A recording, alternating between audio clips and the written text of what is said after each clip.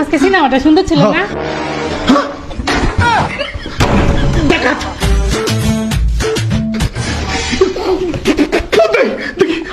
পুলিশের বন্ধু দেও, আমি দিই। পাসওয়ার্ড বলো, পাসওয়ার্ড বলো, পাসওয়ার্ড কিসের পাসওয়ার্ড? আমার ফোনের পাসওয়ার্ড বলো। মনে নাই ফোনের পাসওয়ার্ড।